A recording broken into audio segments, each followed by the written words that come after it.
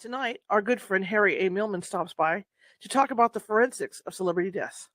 See you in about 5 minutes.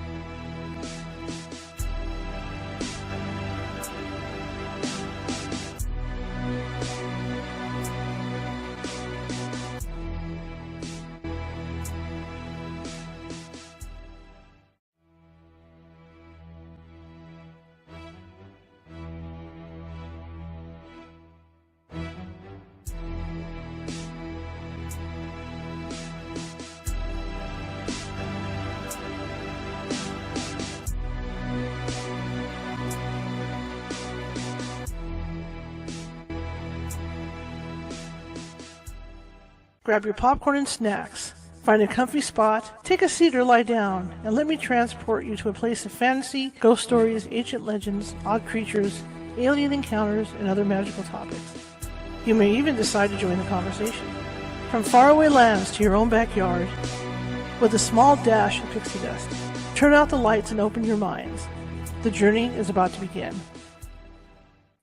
Good evening, everybody. Hope everybody is doing okay, especially those folks that are out in Florida tonight trying to get through and survive the hurricane. My heart's with you. Trust me, my heart's with you.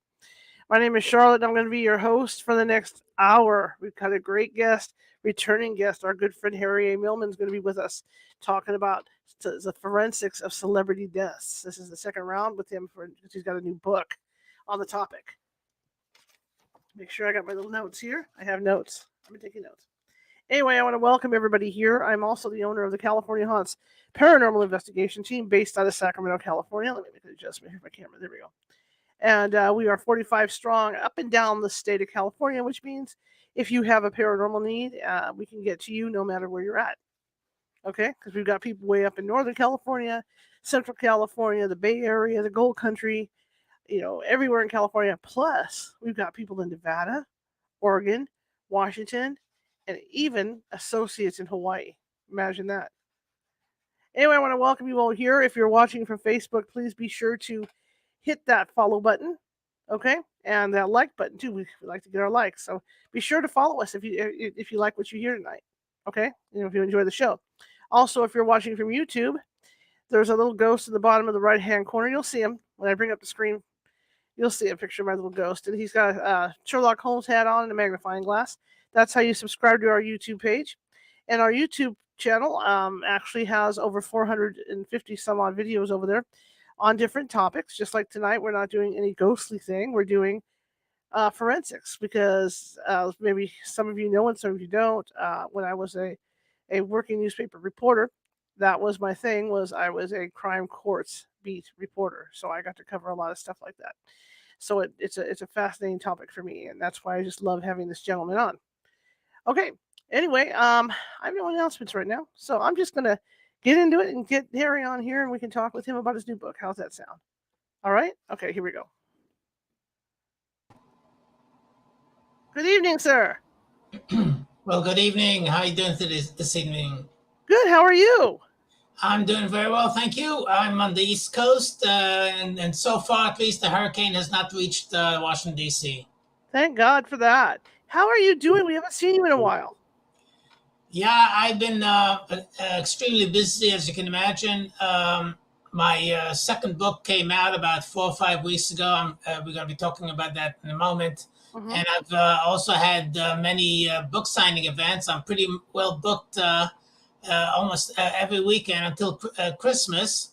And aside from that, I'm also having book signing events at Fort Meade Post Exchange, military base here in Maryland during the week. So I've been quite busy. And of course, aside from the book that's been published, I'm already writing the third forensics book because all my readers are clamoring for another volume. So about 40% finished with the next book, but I estimate it'll take another year and a half by the time it's published.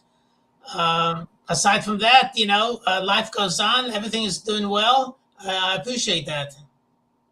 What is your background, to lead up to writing these things?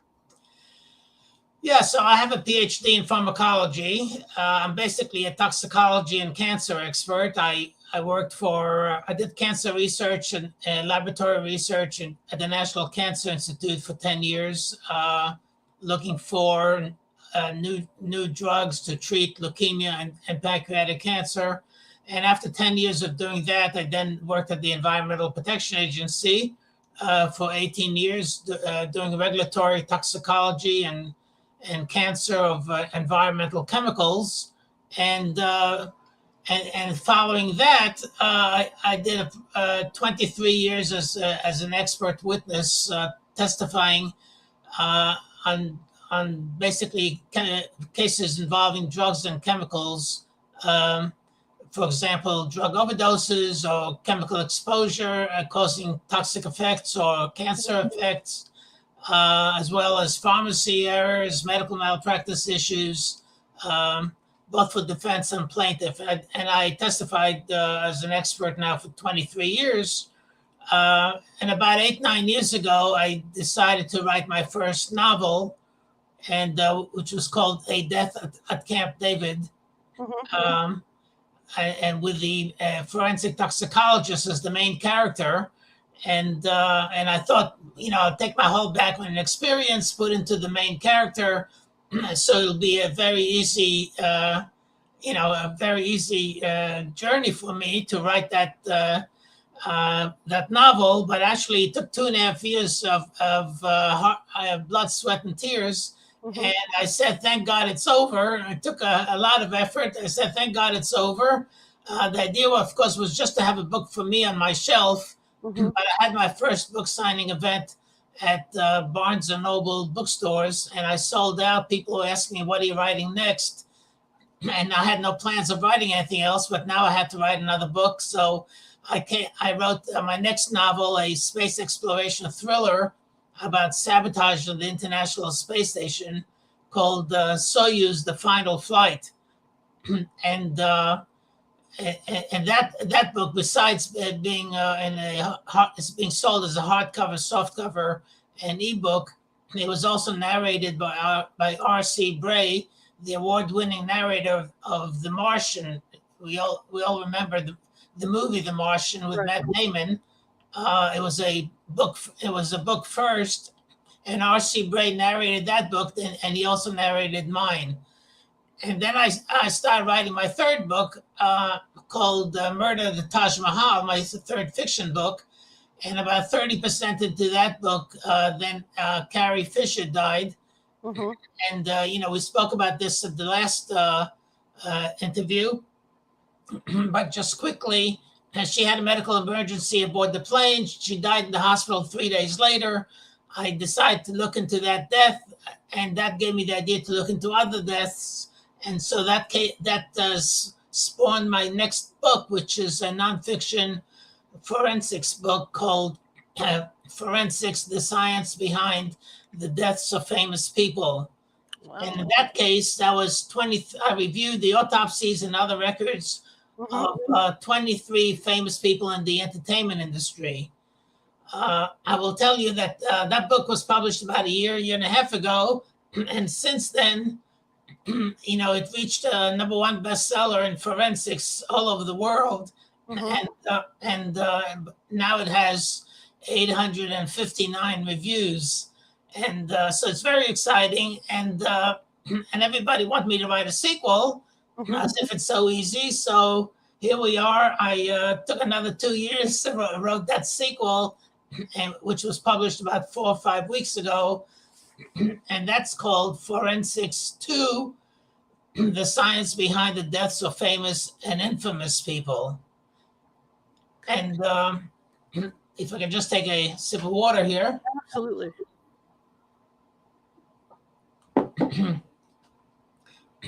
And for the sequel, I published, I did the same kind of analysis. I reviewed the autopsies and other records. But in this case, it was of 36, not 23 like last time, but this time 36 famous and infamous people. And they are in a variety of industries, not just the entertainment industry. So just to give you your viewers some idea, the first one, for example, is George Washington, and the last one is Naya Rivera. She was an actress in Glee, and in between we have people like Bruce Lee, Napoleon, Rasputin, Kurt Cobain, Jerry Garcia, Jeffrey Epstein, Aretha Franklin, and George Harrison of the Beatles, Brian Jones of the Rolling Stones, and many others. So it's so far. This book has also reached #1 bestseller in forensics, and it's being very well received. And I've had a number of book signing events, like I said, and they're selling out. So I think your readers would really like these books. They're both available on Amazon as well as on my website. The website is www.forensicsfamouspeople.com. forensics with an S, forensicsfamouspeople.com. When we talk about someone like Kurt Cobain, what actually happened with him? And is it hard to get a hold of the information to do it so you could write the book? Yeah, so my book contains more than 1,000 references. So you can imagine it requires, first of all, it requires a lot of research to find all this information.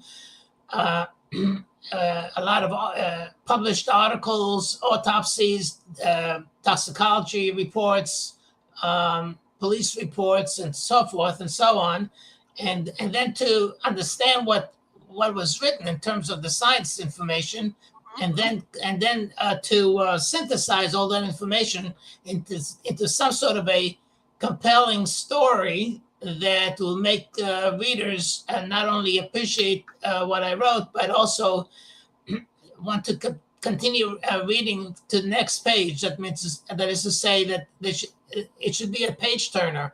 So a lot of my readers say that my books read like mystery novels. They're not textbooks. So I try to make the science very easily understandable for non-scientists. But so I define all my terms within the text, but also at the back of the book, after all the stories are done, I have a formulary where I give more detail about the various drugs that I mentioned in the book, as well as a glossary, which gives a lot of detail about the medical terms that are in the book, as well as a list of all the references and an index. So, just to answer your question about Kurt Cobain, I don't want to give away too much information because I think there's nothing better than for the reader to actually, for your listeners to actually read the book, right? Because that gives a lot of detail. But just as a general matter, I know there's for Kurt Cobain, as well as for any other person in my book, there's always the question that people ask, everybody has an opinion for how, let's say, a given person died, and that opinion usually has to do with, for example, one person might say it was a suicide, and another person might say it's a homicide, and I just want your viewers and listeners to understand that what we're talking about here, when we say suicide or homicide, that is not forensics. That is an opinion based on information, which includes forensics, as well as circumstances surrounding the death, and and sometimes some medical records if they're available, police reports if they're available. But obviously, the more information is available, the better that opinion can be formulated. So the opinion is based on the kind of evidence that you have to analyze in order to formulate an opinion, and also on the academic background and understanding by the person who's formulating an opinion. So, for example, a scientist might be able to understand more information, scientific information, than a layperson who basically just gets this information from newspapers and magazines, or in some cases some more scientific articles. But basically, the more knowledge base you have, the better you can formulate an opinion. But that opinion is also based on the available information. So the more information you have, the better the likelihood the opinion is correct. And you can only formulate an opinion based on the amount of information that you have at that moment. So in the Kurt Cobain case, we know that he had medication in his system, and he had a gunshot. And then so of course we have the autopsy results, but we also have the circumstances surrounding the death, which has to do with how did the gun how did he obtain the gun, and the ammunition and that sort of thing, and how did that relate to his death? Again, I don't want to give too much detail, but the circumstances surrounding the death, as well as the autopsy results and toxicology report, together help formulate an opinion that is more likely than not the cause of death. Now, again, what I want your viewers and listeners to understand that there are two specific concepts that one has to conclude. One of them is the cause of death, and the other one is the manner of death. And what we were speaking here about, when we say about homicide versus suicide, we're talking about manner of death, which is an opinion, as we just discussed. There are basically 5 categories for manner of death. It can either be a natural death, a homicide, a suicide, an accidental death, or undetermined, if none of these fit the circumstances. That's where the public, that's where the magazines, that's where the newspapers focus on the manner of death, because that's an opinion.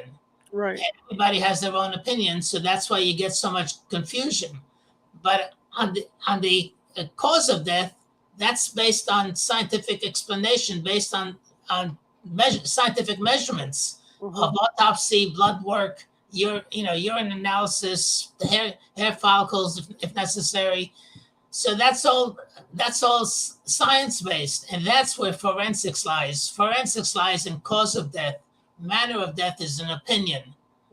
Forensics is used to arrive at an opinion, but it's not the only factor. And of course, like, as I indicated, the opinion is based not only on the evidence, but also on your background and experience and knowledge base. So different people may have different opinions, but more than 99% of scientists or who examine cause of death usually agree with the coroner's conclusion on the cause of death.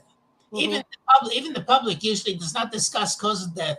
They never say, well, Corbin did not die from a gunshot wound. They never say that. They just, what they talk about is who shot him, Right. So forensics is cause of death. Manner of death is opinion. Interesting. When you go back, like I know you did Napoleon Bonaparte. How were you able to get the information on him? Was it just historical records, or how'd that work? Yeah, it's a lot of historical records. For George Washington, for Napoleon, Rasputin. It's a lot of historical records that you find. If you search hard enough, which I did, you find articles that described exactly, what was happening. So, for example, Napoleon, and by the way, each one of my chapters is another person, and I don't only discuss the science, but I also discuss their background. And, kind of build it into a comprehensive story of their life and death, if you will, and then arrive at conclusions where I summarize everything together, and then try to kind of bring it up to the present. So in Napoleon's case, for example, he at some point in his career, he wound up being placed on an island. And he was suffering from for basically gastrointestinal upset, but severe kind of thing. The point of the matter is that the question that lingered over the years is what did he die from? Did he die from in the end the autopsy findings was gastric cancer, but the question is what caused the gastric cancer, and so back then they knew, back in his time, they obviously didn't have the same amount of information, scientific information that we have today about causes of gastric cancer. So different people and then different scientists since then since Napoleon died, reviewed the same information that I did and maybe some others, and made certain conclusions that it could have been this, it could have been that, could have been a certain bacteria that that's kind of linked, whatever, and based on where the cancer was present in the stomach, it was one issue that they looked at. The kind of diet that he had, over the years, and his exposure. And the question was, in the end, was, did he die from arsenic poisoning? And did he die from arsenic poisoning, or was it the cancer? Now, just for your viewers and listeners, I'd just like to clarify what we're talking about here when we say poisoning. Arsenic poisoning. When we talk about a poison, we're talking about a chemical, for example, arsenic, that can cause death. But if it causes death, it's a poison. If it causes anything short of death. Uh-oh. Hang on, guys. Just hang on. We lost him for a second. Let me get him out and get him back. Arsenic, but just because you're exposed to arsenic, that can cause all sorts of gastric upset and all sorts of health issues. But if it didn't kill you, then it's not a lethal poison. In other words, you didn't take enough. In this case, Napoleon didn't take enough of a dose of arsenic to kill himself. So basically, taking small amounts over a long period of time, will not kill you. But what you need is a large amount in a short period of time. All right, of a poison, in order for you of a poison to kill you. Right. It's kind of like a drug overdose. So when you take a drug overdose, if you take one large drug overdose, you can die. But if you take smaller doses over a period of time, you're not going to die. It's the same thing with arsenic as well. So now people made some people are making conclusions that his arsenic exposure was due. For example, back in those days, they had arsenic was part of many products. It was a normal part of many products. It was also in wallpaper, and his room, on this island was wallpapered, and they measured and they found arsenic in the wallpaper. Well, so yes, back in those days, people got arsenic exposure through many products, wallpaper, environment, you name it. But small exposures over a long period of time, like I said, will not kill you. They might make you sick, but they will not kill you. My conclusion was, and again, it was something that they didn't know back then, but we know that now. Now we know that arsenic has been shown to cause cancer in humans, as well as in laboratory animals under experimental conditions. So we know that not only can cause cancer, but can cause stomach cancer. Okay, and we know that Napoleon had exposure to arsenic for many years, and we know that based on measurements of arsenic in his hair follicles. So like with any chemical carcinogen, if you know that the chemical causes, one, does it cause cancer? Two, does it cause your kind of cancer? In this case, gastric cancer. And three, did you have enough exposure? And Napoleon, he had exposure over at least 40 years based on the measurements in the hair follicles. So it doesn't matter where the exposure came from. Some people are saying, well, somebody poisoned him. Well, yeah, somebody may have poisoned him. I mean, we don't know. There's no proof that somebody poisoned him. the suggestion that certain people may have wanted him poisoned, but there's no evidence that a specific person poisoned Napoleon. And like I said, small doses will not kill you from a toxic effect, but small doses over 40 years may kill you from a cancer effect. All right. So my conclusion with Napoleon is that he died from, we know he died from stomach cancer. And my conclusion is the stomach cancer was caused by his long-term exposure to arsenic.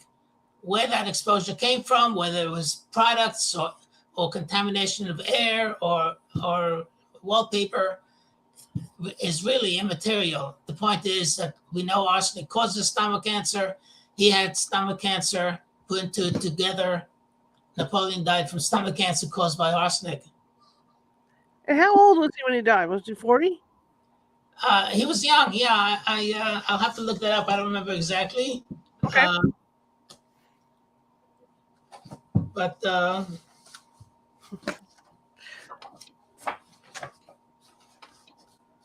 it's just interesting that they had. Excuse me. He was 51. Okay. Yeah, I just find it interesting because with all the technology we have and all the knowledge we have medically nowadays, it amazes me that back then they were able to call it stomach cancer. Yeah. So, they had a pathologist. First of all, he had good doctors. Right. There were military doctors and pathologists. So they called it. They saw, first of all, they saw the lesions in the stomach and they described them. And the scientist and the pathologist nowadays who looked at the descriptions called it as a stomach cancer. But the point that you're making is very good about what they knew then versus what we know now. And if you look at George Washington, for example, he died for something that if he was just inflicted with that condition 50 years later, right, he would have been alive. He would have been alive because 50 years later, they already, they had medical treatments. They had antibiotics and everything that they didn't have in his time. So yeah, it kind of shows like where the science and medicine has evolved over time, and how by its evolution and how it helped so many more people. Well, isn't that the truth even now? I mean, somebody will pass away even from, say, Alzheimer's, and now they're finding all kinds of different things for Alzheimer's, and at some point they're going to find a way either to really, really slow it down or stop it. Yeah, and of course you're right. I mean, we can look even Alzheimer's is the latest, but we can also even look at cancer, right. How cancer has evolved. Cancer treatment has evolved. I mean, breast cancer, for example, they used to do radical mastectomies, and now they do lumpectomies. And then of course there's a lot of medical treatments for different cancers. There's some cancers, of course, that are still difficult to treat. Like pancreatic cancer, but there are others that have made quite a lot of headway. And then the other thing is, we're constantly looking for early detection through of cancer through biological markers, what we call biological markers. So, for example, for prostate cancer, there's the PSA test. PSA test is not specific for cancer. It basically shows that the if the PSA is elevated, it shows that the cells are multiplying. But it could be a benign condition or it could be a cancerous condition. But it's an early indicator to look further. To do a biopsy, for example. Now, many years ago, we didn't even have that. And then and there are other markers that are being looked at for other kinds of cancers. Absolutely. And let's talk about George Washington for a bit here. I mean, when you're a kid, you're told that the wooden teeth is what took him out. What killed him. Is that true? The wooden teeth? No. The wooden teeth had nothing to do with it. he basically, he basically suffered an upper respiratory infection is what happened, for which they had no treatment at the time, and and he succumbed to his infection is basically what happened. Interesting. I mean, because I don't know, these legends that get passed down about the way people die, like him, for instance. It's hard sometimes for the layman to separate the truth from the fantasy. How do you do that when you go back through the files to find out? Yeah, well, because I'm not looking at when I'm looking at all the data and all the papers and everything, I'm looking at it as a scientist. I'm not looking as a layman.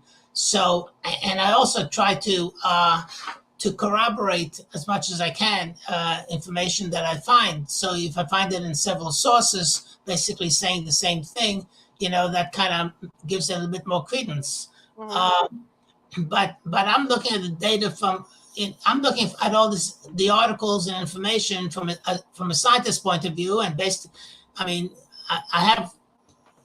have more than 50 years experience in toxicology, and based on my background and experience, not that I shouldn't get more experience, but but based on my experience, both in research, regulatory, as well as litigation support. Right. I take all that background and I try to comprehend what I'm reading and making sure that it all makes sense, and then try to communicate it in such a way that the reader who's not understand. Okay, guys, we're going to have trouble off and on because of the hurricane and the fact that, again, everybody in my neighborhood's probably checking out the hurricane, so just bear with us with the show tonight, okay? I'm going to try to do a switch over to my backup internet right now and see if I can't do that. Oh, there you are. I'm going to do a quick switch to my backup internet, and I think it's just...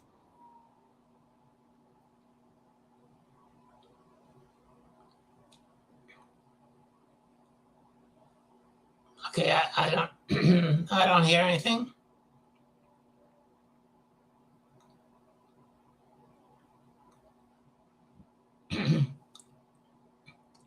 Your picture is frozen.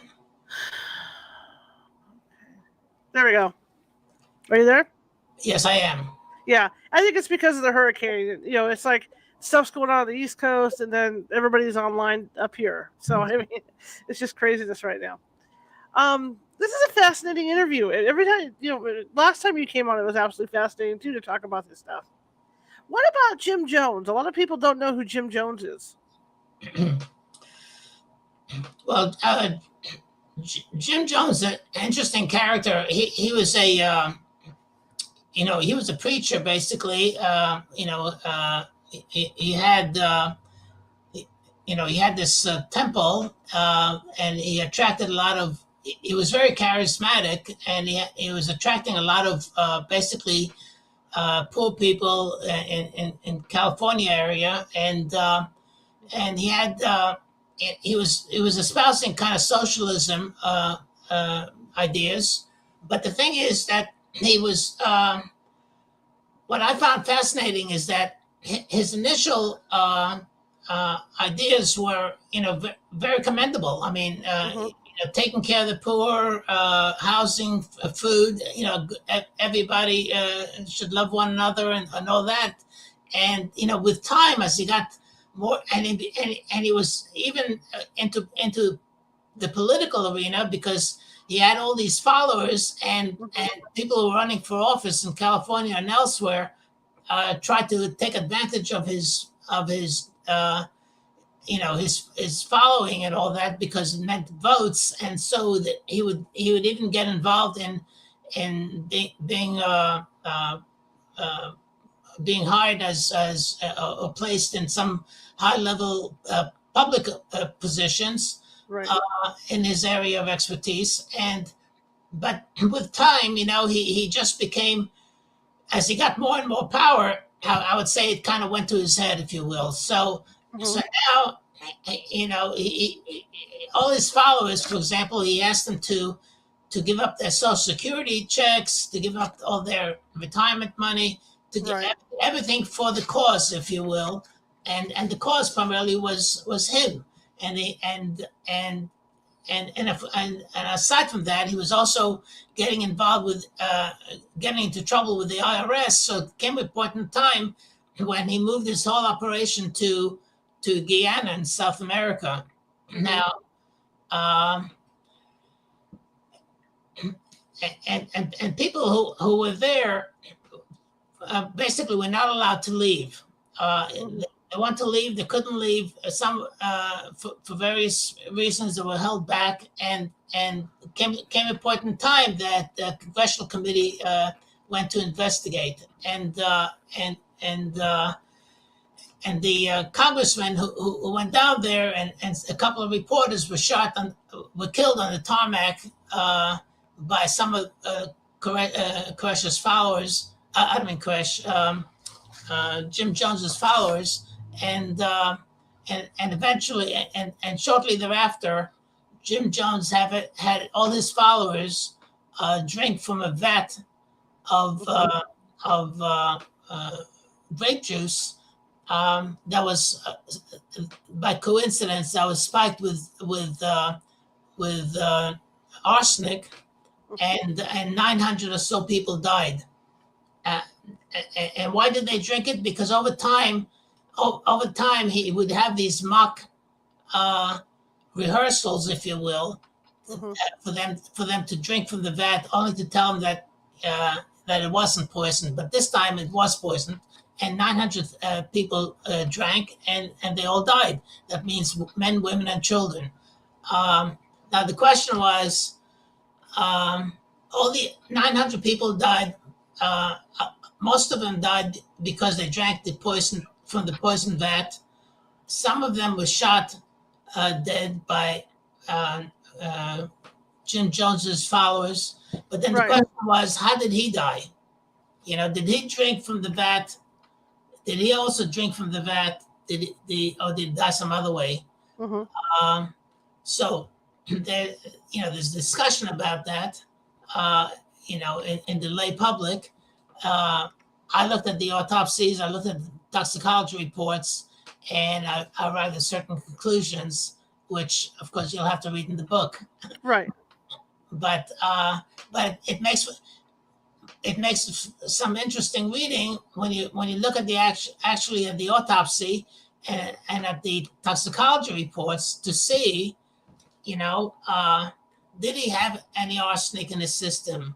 Did he have any other drugs in his system? And if so, how much?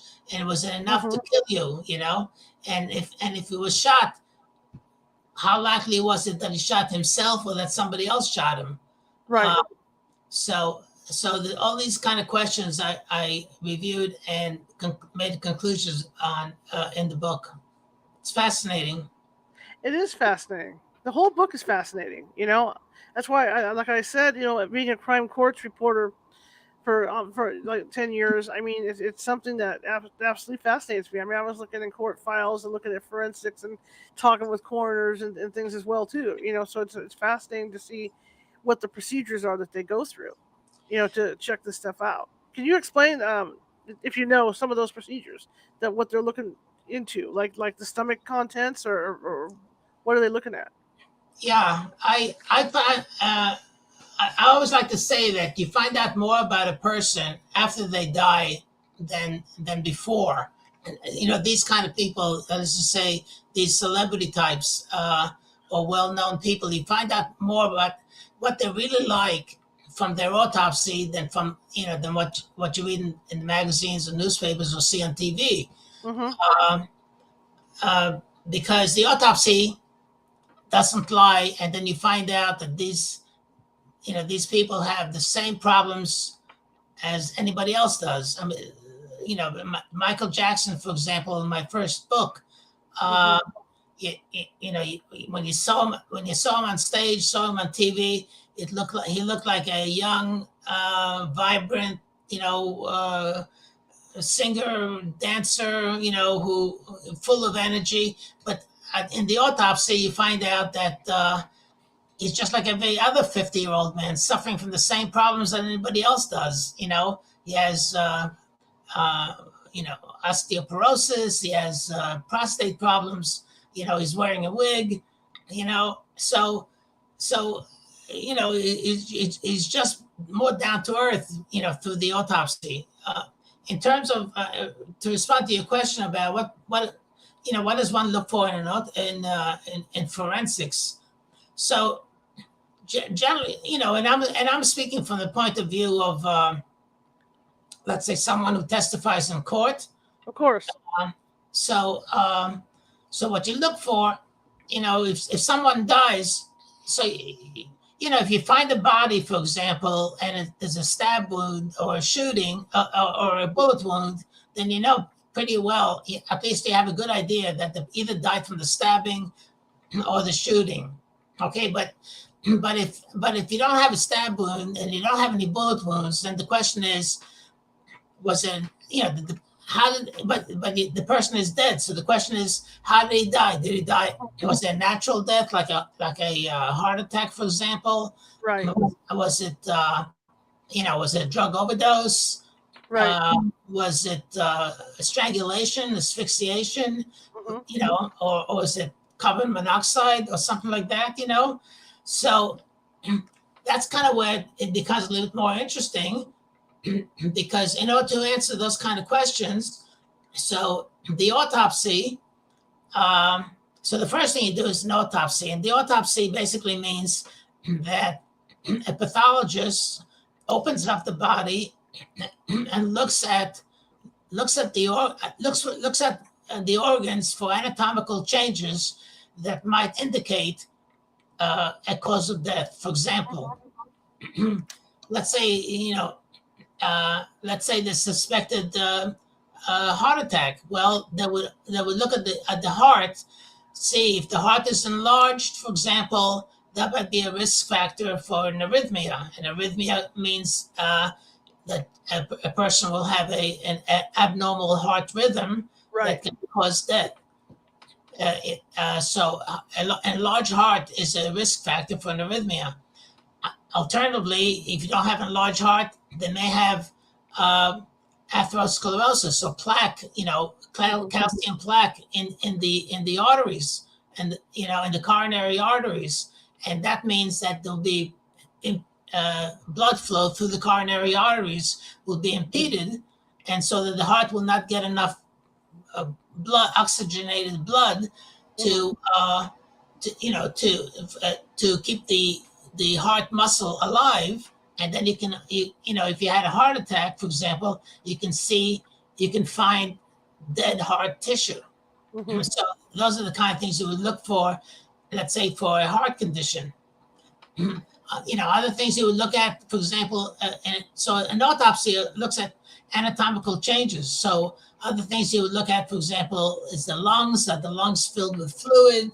Let's say there's potential drowning. You might get fluid, not always, but a lot of times you might get fluid in the lungs. Mm-hmm. So that will support drowning. And then what else? Tumors, obviously. If there's a brain tumor, for example, it's something that you would look at anatomically. You look at all the organs. The brain is one of them, and you look to see if there's any tumors involved. For example, there was in Robin Williams had a tumor. So those are the kind of things you look at, and so you look at all the anatomical changes. There's a kind of a standard protocol that they first do the external examination, see if there's anything externally, and then they open up the body. They look at each organ. They look at the tissues. They might examine some tissues under a microscope, depending what they find. And after all of that, sometimes you go through all of that and you still don't know how the person died.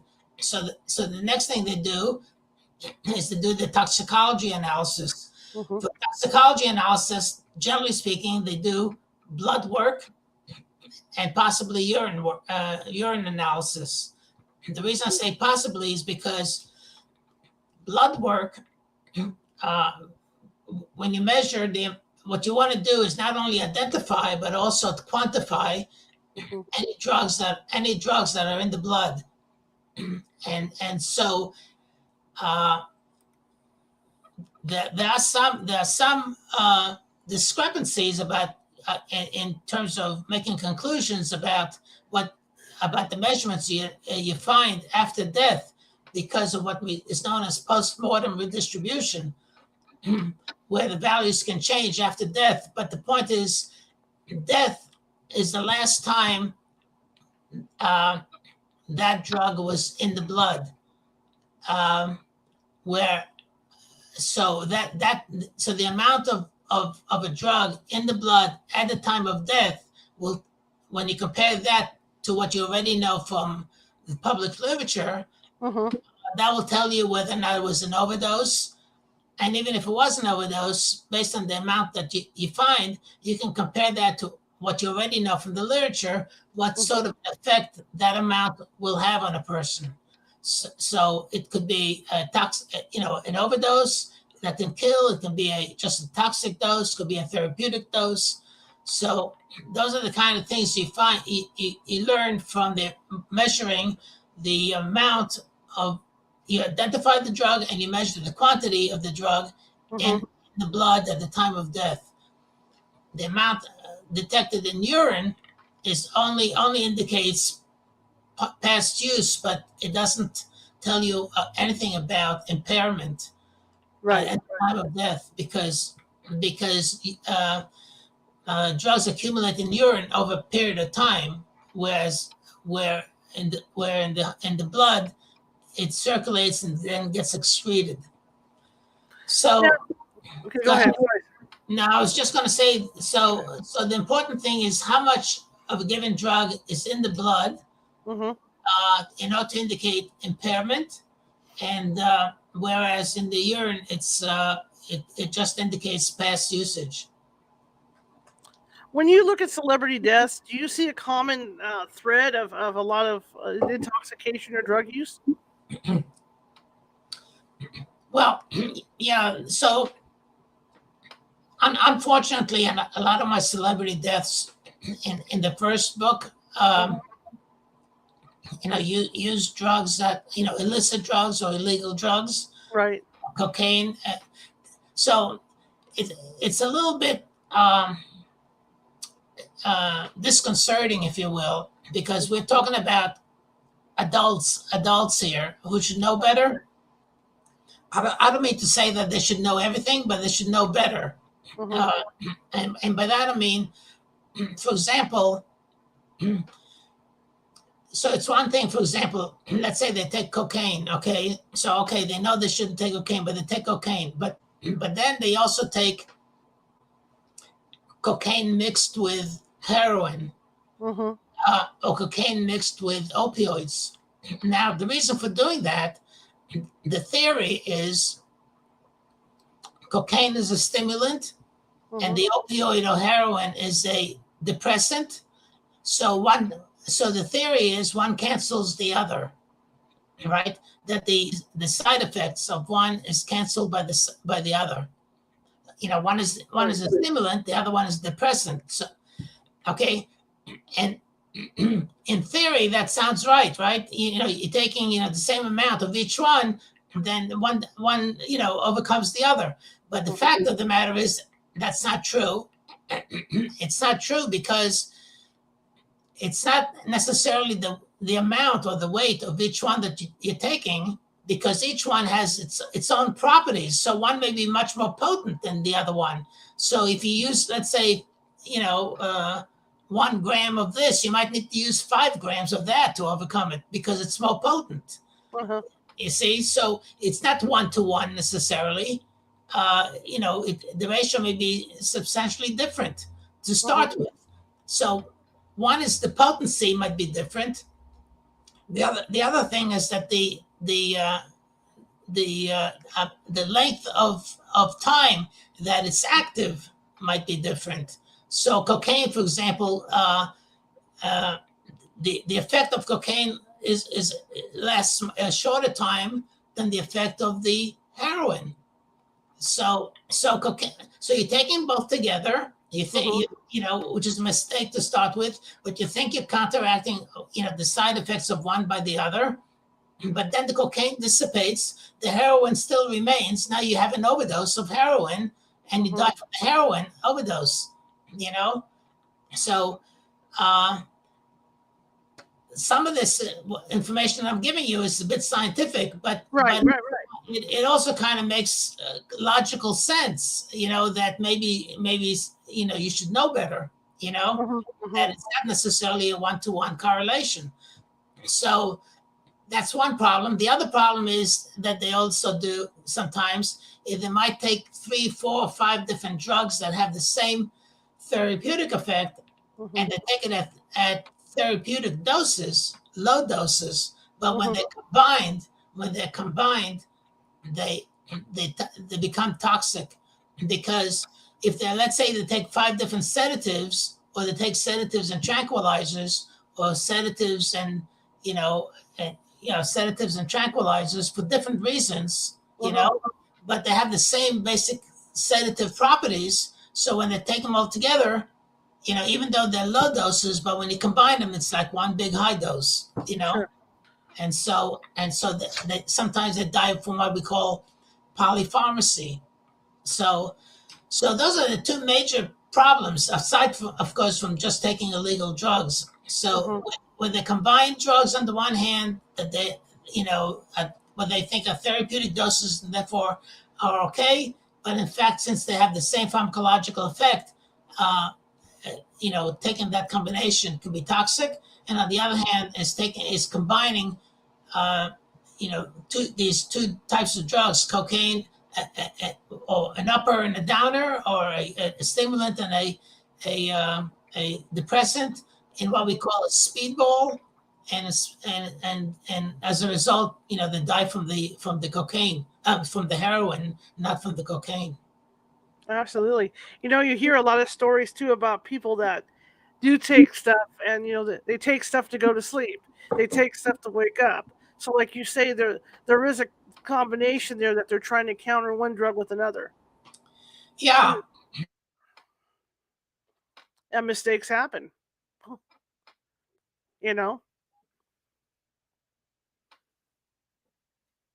Okay. And make you drowsy. Yeah.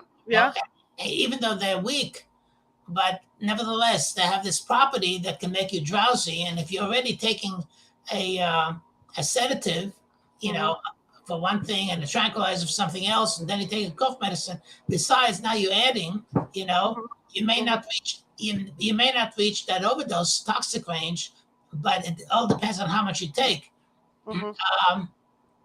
So, we are used to taking as prescribed, a teaspoonful, right. A teaspoonful or 2 teaspoons as needed.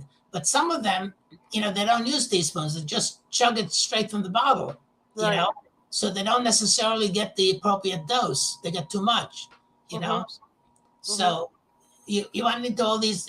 So you really have to respect the medications, that you're taking, and make sure that you know what you're taking. Well, just like you hear stories about people overdosing on cold medicine. On cold medicine, yes. Yeah. Well, just like I said, Benadryl, for example, diphenhydramine is I don't recall where I just recently heard it, but I heard on the news that somebody died from Benadryl overdose. It could be intentional, it can be unintentional. So you just have to be aware of what you're taking. Absolutely. So how long did it take you to write this book? So the whole process, so the writing part itself took me about 1.5 years or so. But the process of getting it published, the writing and the publication is about 2.5 years approximately. Because after you finish writing, there's still the editing process, and then there's the printing, which goes through a layout process and Right. and cover design and all that. So the whole thing can take anywhere from 2 to 2.5 years. Incredible. And you also have to. Do you have people double checking your research or not? Um, well, not really. I mean, I have all the research, and Right. and I reviewed it all and was careful about it. And I had some people who read my manuscript to make sure that it reads well and that it makes sense. So I have that. And I think the information was certainly very uh, very understandable, Right. and I think it came across pretty well. The comments I'm receiving from the readers is very positive. Fantastic. I know. I've read it. It's great. I said that before, and I love to read your stuff. I have your first book as well. You're very detail oriented, and for anybody that wants to read this thing, it is a great piece to read. It really is. Which one out of all the deaths in this book that you wrote about, which one stands out the most? Well, it's hard to answer that kind of question because they're like all my children. Which child do you like the best?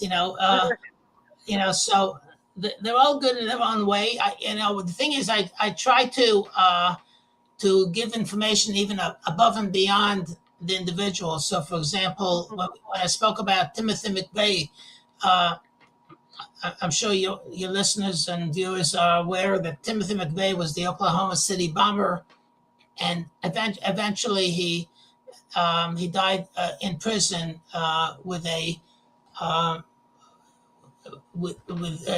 three drug cocktail, as I say. So when I spoke about that, I also wrote all about. I researched the whole idea of how they about judicial execution. Mhm. So now as I transgressed from. I spoke about Timothy McVeigh, but then I also spoke about the general field of judicial execution, which is, it used to be the electric chair, then hanging, and Right. now the 3 doses of drugs. But now there's a shortage of one of the drugs. So what does that mean?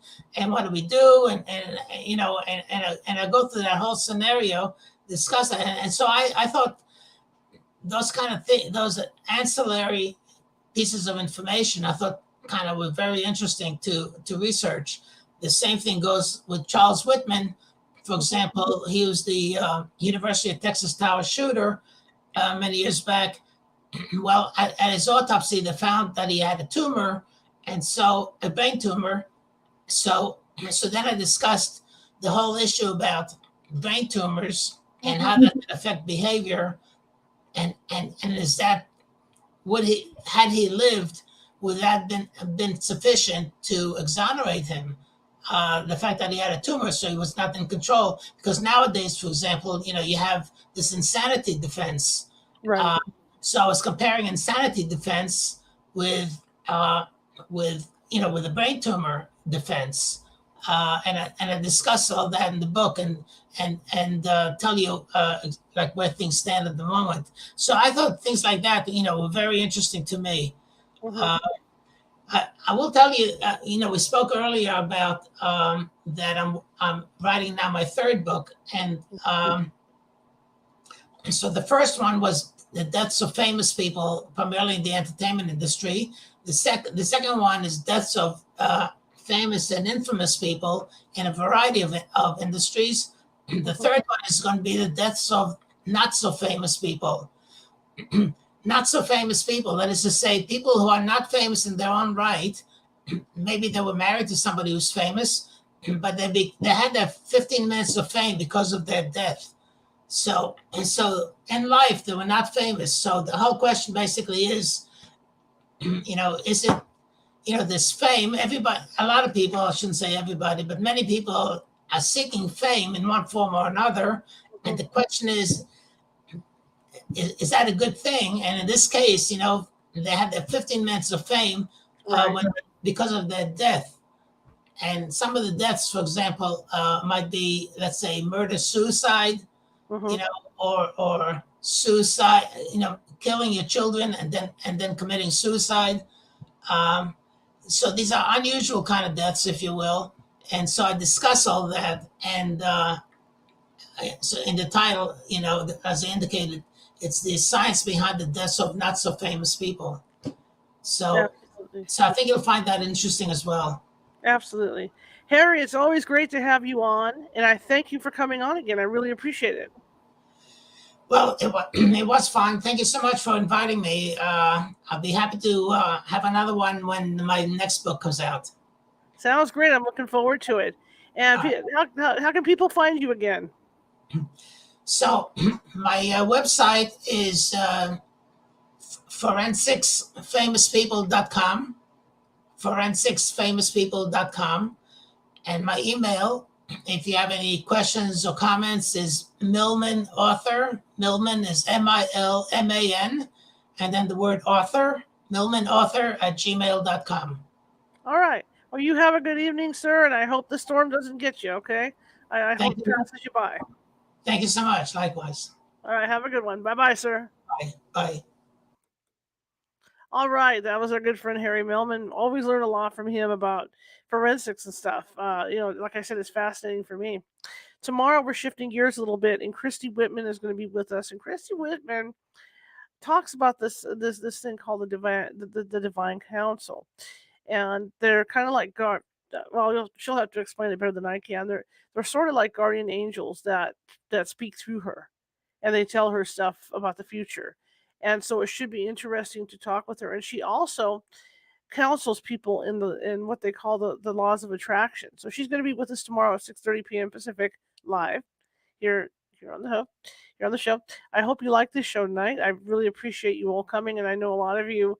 Hopefully, you can hear me because over in Florida, if you're on the East Coast, especially things that with what's going on. Like I said, my heart goes out to each and every one of you, no matter where you live on the East Coast. Um, if you like the show, share it with 5 people. If you hated the show, be sure to share it with 5 people anyway. Equal opportunity. We're trying to get the word out about this. You can find me on Facebook. You can also find California Haunts on Facebook. If you go to Instagram, because we're trying to build up our Instagram, come on over to Instagram and follow. That is Ghosty Gal is my handle over at Instagram, and we've got stuff from the show over there, plus some other fun stuff going on. Again, TikTok, we're California Haunts on TikTok, so follow us over there as well. And YouTube California Haunts Radio. That's what we are. Sometimes we're hard to find.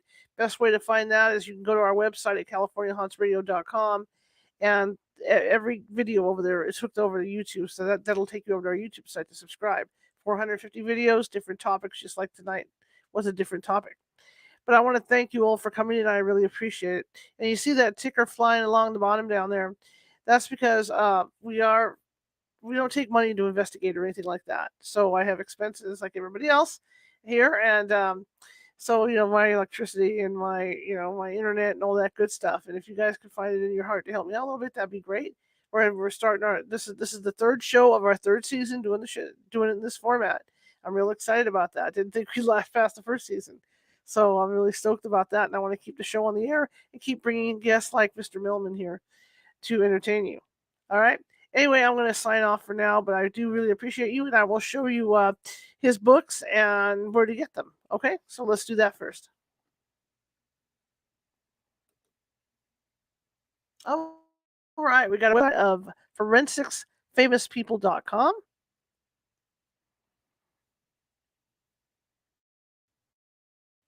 And of course, we got the first forensics book and the second forensics book, The Final Flight of SOYUZ. And there's the other 2 books that he's written. I can't read them from here. Biochemical Mechanics and yeah. All right. Anyway, those books are available on his website and Amazon, and usually it's better to get it off the author's website because they don't make a lot for Amazon when people do buy books. So that'd be the best. Not good. Hang on, guys. Okay. So, see, it's telling me to sign off. I'm telling you, it's gonna be like this for a couple of days till that storm blows over there. Anyway, I want to thank you all. See, here we go. Poof. Yeah, there's no internet at all. Everything's gone. I've been kicked off internet. Okay, hopefully you guys can still hear me. I go in here to switch my internet. There's nothing. Okay. Now I'm on my home internet. Can't even sign off. Look at that. Wow, that's crazy. Internet's going up and down tonight. It's all the weather. Anyway, I want to thank you guys. And before I get kicked off permanently, I will see you tomorrow at 6:30 p.m. Pacific. Have a good night, you guys. I just went through where all those Marios go, when he falls off the cliffs. See you guys tomorrow.